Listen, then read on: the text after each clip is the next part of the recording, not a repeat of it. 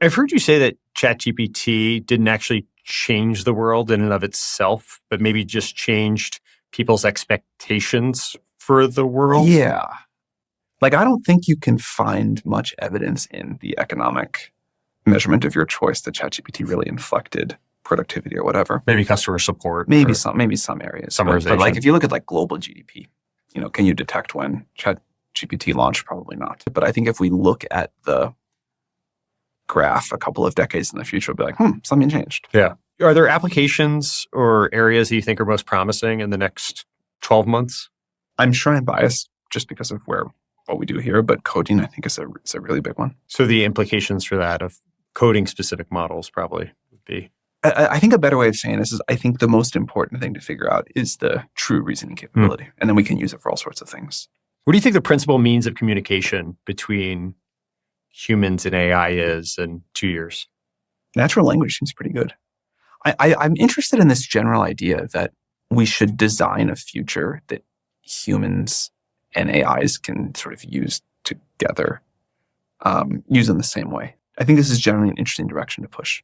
You said recently something to the effect of the models might ultimately get commoditized over time, but the most important thing would likely be the personalization of the models to each individual first. I'm not certain on this, but it's like a thing that would seem like reasonable to me. Yeah. Then beyond personalization, do you think it's just normal business UI and ease of use that ultimately wins for end users? Those will for sure be important. They always are.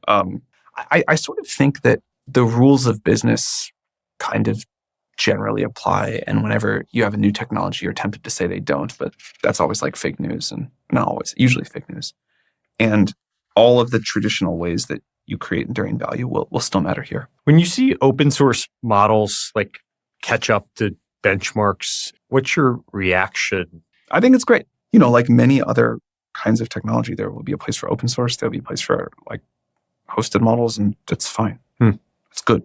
You recently said that you think the world needs more AI infrastructure. Is there something you're seeing on the demand side? First of all, I'm confident that we will figure out how to bring costs to deliver current systems way, way down. I'm also confident that as we do that, demand will increase by a huge amount. And third, I'm confident that by building bigger and better systems, there will be even more demand.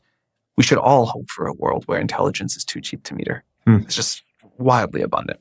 People use it for all sorts of things. And you don't even think about whether like, do I want this? Do I want this like reading all my emails and responding to them for me? Or do I want this like curing cancer? Of course you pick curing cancer. But the answer is like, you'd love for it to do both things. And I just want to make sure we have enough for everybody to have that.